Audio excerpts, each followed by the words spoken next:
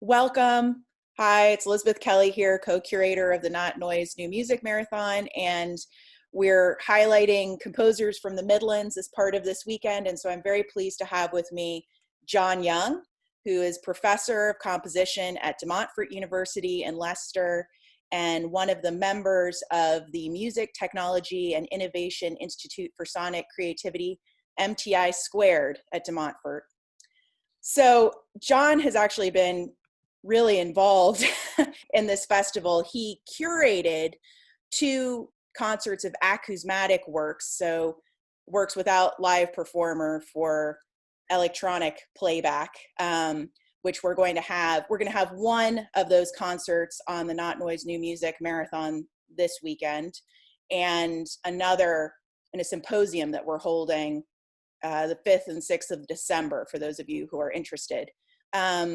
And he's also going to be involved in chairing one of our sessions that weekend. So John's really been a partner through this as we've sort of adapted to taking all of this online. So first of all, thank you for that, John. And maybe I could start by just asking you a little bit about how you curated those concerts, what your criteria were, what people should maybe listen out for, since these are works without live performers that they're going to be experiencing over the internet. Okay, well, the acousmatic genre, for want of a better word, or the acousmatic medium is a very varied space. There are lots of different kinds of approaches to it. And in one way, one can define acousmatic music simply in terms of its technology. It simply is music that is projected from loudspeakers. And what does that mean? It can mean a lot of different things. So I think the thing really was to listening for a variety of approaches, listening for different ways that people would approach that auditory space, really. One of the things that can happen, of course, is that sounds from the wider world are brought in to the loudspeaker environment. An environment is brought in and presented to you, or presented to you and then taken somewhere else. But of course, it's also very possible to create completely unheard of kinds of spaces, sound worlds that are completely original, completely without precedent, or that you sound worlds that you don't find out there in life. And that's very, very exciting. So to find a blend between those 2 kinds of ways of making a space within the loudspeaker environment, I think is really interesting and exciting. Of course, there are schools and there are approaches, and sometimes it's quite interesting to try and find a different take, a different tilt, if you like, on a particular way of going about making work, and one is always keen to find that, I think, to be surprised, and so hopefully we've put something together that will Represent sort of a broad spectrum. Yes, a broad spectrum, and suit different tastes, and also perhaps provide some surprises. So maybe can you tell us a little bit about your approach to the acousmatic space? We're going to feature one of your works, 3 Spaces in Midair, in the NottNOISE New Music Marathon. Could you talk about that work? Oops. Yes, certainly. Well, this piece is perhaps a slight departure from something that I've done. I mean, my background in acousmatic music really came from childhood, actually, and playing with tape recorders, and just the fun and excitement of recording sound around me and hearing it back, which is a kind of fascination that's never really left me, actually. I just find that inherently interesting. And so a lot of my work has been concerned with bringing natural environments into the studio and finding ways to, I would sort of say, musicalize them. I mean, I don't completely go with the John Cage idea that all sound is music, whether we're in or out of concert halls. I think music actually, for me, to to really find a musical experience is about something relational, something where there are different weights, different colors, and different perspectives on objects that we find changing in value and in connection with each other. Now, one can say, yes, you can find that in natural environments. Of course you can. But I'm also interested as a creative person in forging and finding new ways of doing that. So I've done a lot of that kind of work, but this piece is a little bit different in the sense that it's a bit more abstract, for want of a better expression. There's less of a sense of, in fact, there's probably no real sense of an environment at all, of a natural world. You're not going to find yourself in a forest or sounds of water or human beings in there anywhere. What there are instead are lines, shapes, layers. Certainly there's a sense of phraseology, I would hope, and tensions and balances that come out of those kinds of ways of putting material together. In other words, things glide, things do impact, which is a little bit closer to the natural world. So there are sort of percussive moments, but there are also moments where there's, I would say, purely an argument of pitch, if you like. I'm very interested in the spectralist world, the world of Bizet and Murat and all of their successors. So pitch plays a very important role in the sense that there are often very isolated pitches, sine tones, in fact, that have one kind of implication in terms of their pitch, and then other sounds come along and change the way perhaps you perceive those in relation to each other. It's those kinds of processes. The other thing that I tried to do in this piece is it's in 3 shorter sections of about 3.5 minutes each. So it's also a kind of study, if you like, in compressing form. In other words, in making a self-contained statement, formal statement, within a relatively short space. One of the things about acousmatic music is it's quite easy to make things longer. Processes like granulation for time stretching can be beautiful and evocative and interesting in themselves, and simply the observance of the unfolding of sound, natural sound, is fascinating, and it's very easy to sort of lapse into a kind of I would say slightly long-winded view of the medium, and I'm just trying in this case to get past that. So is this a reaction to maybe some of your other works that were longer? You were trying to do something more compressed? Yes, definitely. But to find ways of doing that which are less reliant on recognizing sound sources, I would say, as well. So because I remember you came to the University of Nottingham and presented a couple of years ago, maybe now, I think, and you spoke about one of your works that actually had a pretty concrete sort of inspiration in wartime experiences, right? And actually used very recognizable sound sources like bells and things like that, right? So this is really sort of a very different direction from that. Would you say that's fair? Or yes, it is, and actually it also reflects the fact that my background is in is in traditional music, right? Classical music. So it's also reflective a little bit of the fact that I've come back to making a little bit more instrumental music, where one is simply dealing with the sounds that the instruments make, which are not inherently worldly necessarily, but are, if you like, abstract. They're their own thing. True. Yeah. So a little bit more reflective of that.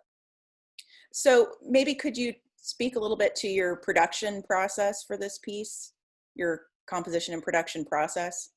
Yeah. One thing that I do is that I find, and I'll put in a little sort of I don't know if it's not a plug, but as a student, I was very interested in the music of Harrison Birtwistle, and still am. And I was also very interested in thinking about and understanding people's creative processes. And Harrison Birtwistle was someone who talked about his creative process in quite interesting ways, I thought. And one of the things he said was that he starts a piece, but he doesn't start from scratch. He starts from often the remnants of a previous piece, and then develops that in what he's working on. And then there will inevitably be things that loose ends or just material or ideas at some level that he needs to take on into another piece. And so I'm finding more and more that this is exactly what I'm doing. So a lot of the sounds from this piece were actually, have their origins in earlier work that then get reprocessed, reworked in some way. And when I say reprocessed, I mean really, digitally manipulated into new things. But where I felt that there was some quality or some richness in the sound that I wanted to exploit further, or just see what would happen. One of the really interesting things about working in electroacoustic music, and I think particularly in digital ways, is that you have the sound material, which has certain possibilities. It has a certain thickness, it has a certain, I sort of think in physical terms, actually. It's like a piece of wood. It has a grain. It has a smell. It has it has a quality, and an inherent kind of shape. I mean, you think of a piece of driftwood as opposed to a piece of lumber out of the lumberyard. I mean, they're very different, but they're also malleable. But they have certain tensions and certain qualities that can be changed and developed. And then you also have the tools themselves, and the tools themselves actually have characteristics. So something like, we said before, something like granulation. There are many different forms and types of granular synthesis. It's shredding sound into micro units that then get reassembled in different ways. That inevitably brings its own character and its own characteristics. One of the ways of characterizing granulation is to say, well, you can stretch sound out in time. You can take a 5-second sound and turn it into 50 seconds. That's true, but you can't do that in that way, with that technique, without introducing some of the characteristics of the method itself. So in other words, a bit like perhaps a sculptor will use a particular tool to carve away at marble, the tool itself leaves its imprint. And so this is a very important part of the process. So what I'm often find I'm doing is processing sound over and over and over again in different ways with different tools to find something. So it's not really like I say, well, okay, I know this sound, all I've got to do is add this, do this, and I'll get that. That doesn't work for me. Sometimes, you think, wow, okay, I didn't know that would happen. That's great. Sometimes that happens, that's nice. Very often it's really just grafting towards something that you can accept or find has a potential role. And then also, as I said, it's I want a kind of relational thing going on between my materials. So I might generate families of sounds that are vaguely similar through a process, and then find actually this family of sounds, it intersects with this other family, and so that's an interesting way to start thinking organically about material. So for me, it's very much a process of finding finding a way through the maze of material and what might be possible to do with it, rather than saying this is what it's going to be like and I'm going to put this stuff together. Interesting. So it's very much a sort of hands-on process of experimentation as you work with your materials.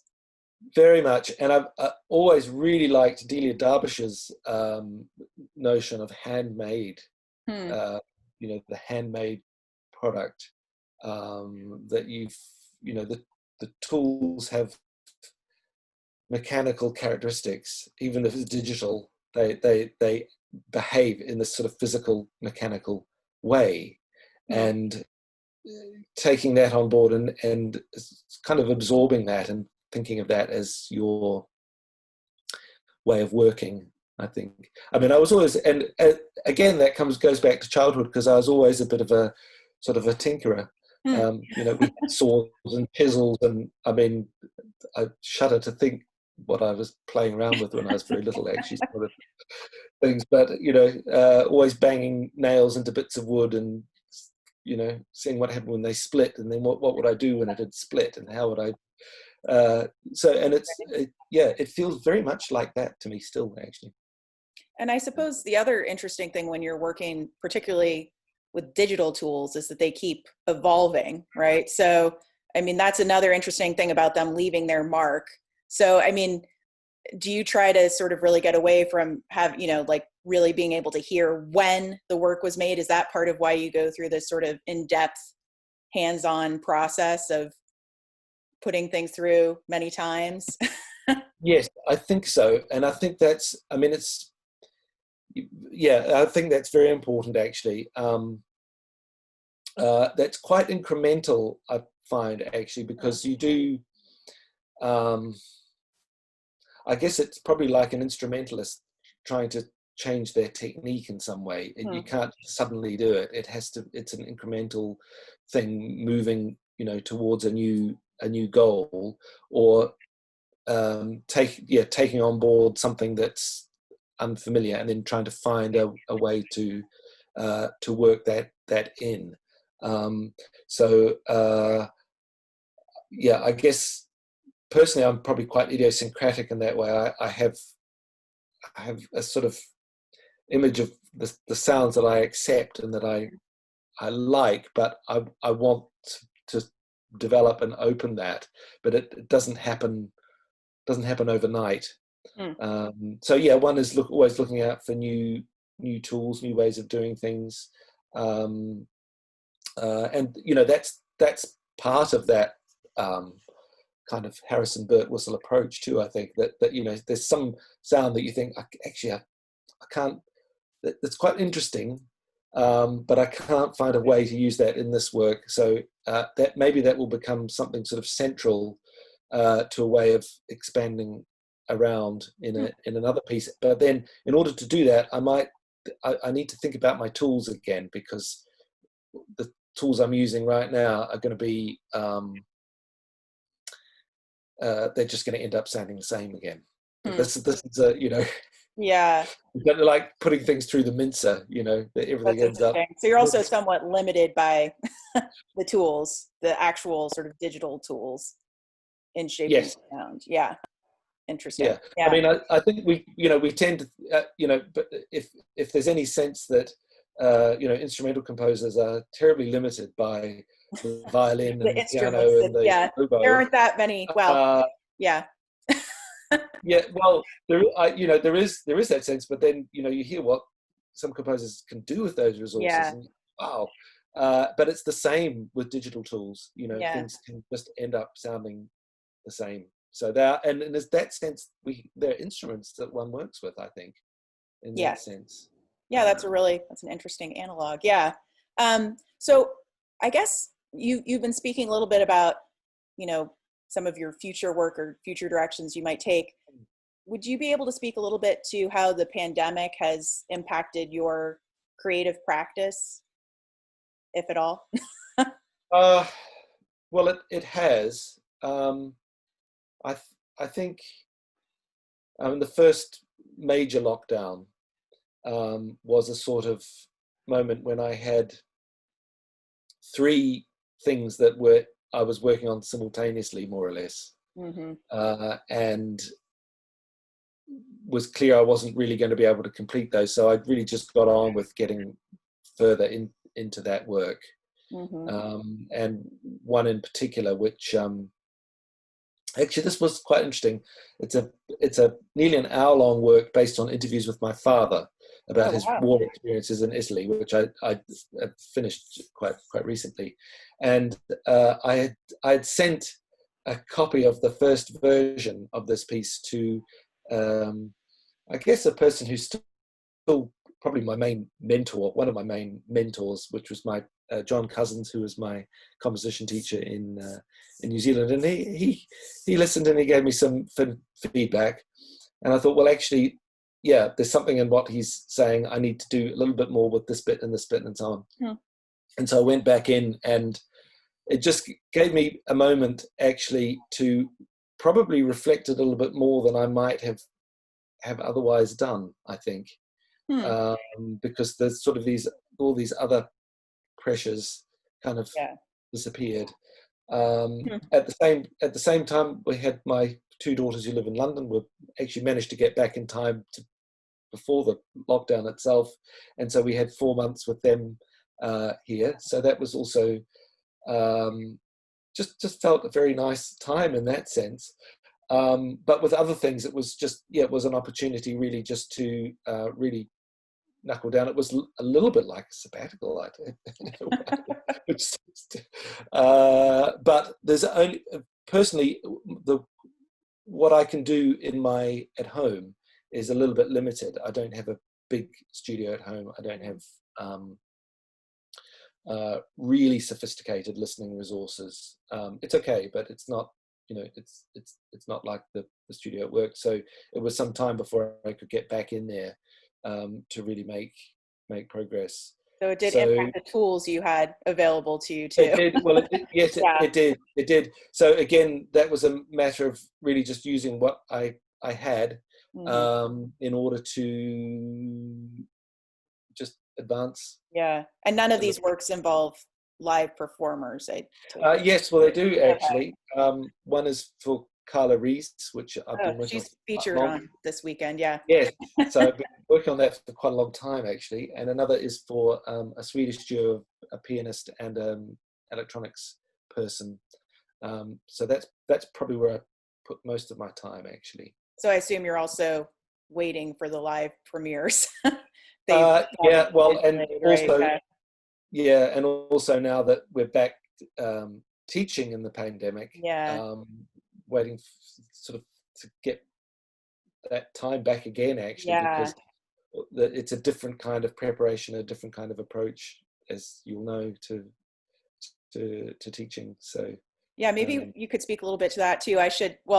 I'm going to say it. So John, you've mentioned you're from New Zealand, and a little while ago, you were actually the composition teacher for one of my colleagues, Xenia Pestova, who's a pianist who's also featured this weekend. So you've been teaching composition for a while, and maybe you could just speak a little bit to how the pandemic has impacted you as a lecturer and a teacher. Yeah. Well, in some ways, the one-to-one kind of sessions that we can have online, I think we've adapted to that quite quickly. Actually. I would agree with that, actually. I found it to work pretty well because you can do the little share screen and things like that. Yeah. That's it. And so that's not so bad. It's not the same. No. And it's always nice to be able to sit in a studio with your students and do that. But so from a one-to-one perspective, not so bad. I teach a module with composers and choreographers. So it's like a co-chair module thing with our dance department, which you are in the arts faculty. I'm in the technology faculty. And that we've done face-to-face. We sort of have initial sessions where we workshop and work together with some online stuff as well. And that actually has been fine as well. Again, probably a little bit stilted in terms of just feeling social distancing and so on, and face coverings and so on. Although I mean that's obviously very, very important that we maintain that.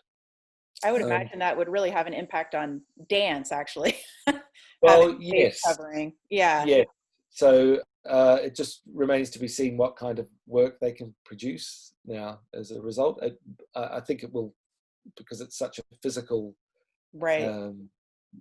art form, that will impact on them, I think, in some way. Although, who knows, by February we feel we're freer. I hope so. We're vaccinated. But yeah,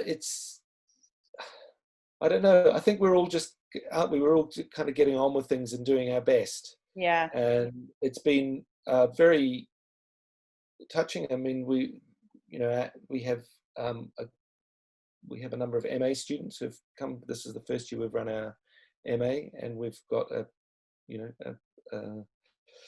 critical mass of MA students, which is really great that people are coming on board with that, because they want that experience. They want that for themselves, I think. And they've actually come to Leicester to begin their studies. Yes. Oh, that's great. Yes, and we have a student who's come from the United States for that. So which is really good, actually. Then that's it's quite sort of heartwarming, really, that this continuing desire to be involved in music making and the learning process. So. That's fantastic. And I mean, I assume also usually there's quite a vibrant sort of, there's new music concerts in Leicester, right? And there's some sort of series there, right? Usually? Yeah, we have a concert series. We've suspended it for this first term, just because of the logistics of that, right? With the social distancing and so on. But yeah, we do concerts. We do a concert every fortnight, which often involves guest performers, international and local performers, our students, and we plug into some of the Leicester scene. There's a cultural quarter in Leicester that was kind of redeveloped about 15 years ago with the new theatre, the Curve Theatre, which has all kinds of acts that come through the city, musicals and drama and so on. But there's also a really interesting cinema complex, art cinema, the Phoenix Arts. So we do audiovisual works there at least once a year. Wow. A program of experimental audiovisual work. And there are now people who have graduated from programs working in digital arts who are spawning activity of various kinds in the city, which is really terrific, actually. Fantastic. Wow. And hopefully that'll pick up again in the spring, we hope. For the time being, and everything. Yes, well, there was an online festival in June that was run actually of digital arts. So they've kind of kept going. But great. Yeah, hopefully things will continue to blossom when we're in the clear. Fantastic. Well, I'm so pleased that we can feature your work on our online festival, NottNOISE New Music Marathon, and thank you for all of your involvement. And thank you so much for talking to me today. My pleasure. All right. And we'll see you again online. Yeah, fantastic. All right. Okay. Bye-bye. Bye.